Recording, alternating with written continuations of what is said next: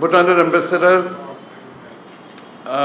এসছে, কলন করেছে BNP secretary general নেতৃবৃন্দের উপরে, এবং দুই দেশের সম্পর্ক নিয়ে আমাদের প্রায় 1 ঘন্টার উপর আলোচনা হয়েছে।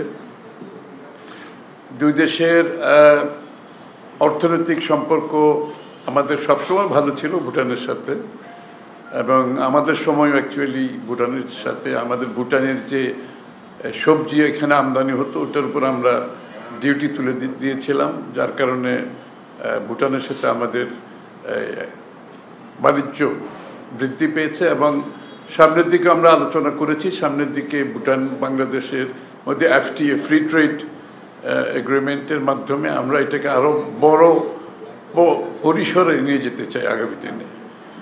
সেই সম্ভাবনা আছে ভালো।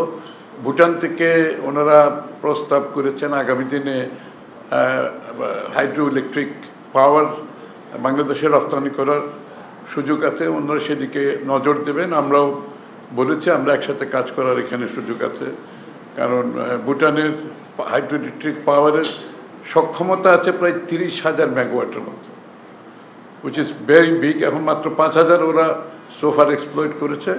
ভুটানের সাথে আমাদের সার্কের যে বিষয়টা সেটা গুরুত্ব পেয়েছে, যে আগামী দিনে ভুটান বাংলাদেশ কিন্তু এটাই স্বপ্নদ্রষ্টা ছিল একসময় সার্কের, এবং এটাকে আরও কার্যকরভাবে আমরা কিভাবে এগিয়ে নিয়ে যেতে পারি, এবং দক্ষিণ এশিয়ার যে ইন্টিগ্রেশনটা এটার উপর গুরুত্ব দেওয়া হয়েছে। পুরো দক্ষিণ এশিয়ার ইন্টিগ্রেশন আমরা সার্কের মাধ্যমে কিভাবে এগিয়ে নিয়ে যেতে পারি আগামী দিনে সেটার উপর গুরুত্ব দেওয়া হয়েছে। আমরাও অবশ্যই সম্মত, কারণ শহীদ প্রেসিডেন্ট জিয়াউর রহমান সাহেবের স্বপ্ন ছিল সার্ক এবং দক্ষিণ এশিয়ার ইন্টিগ্রেশন, যেটা পুরোপুরি আমরা বাস্তবায়ন করতে বিগত দিনে।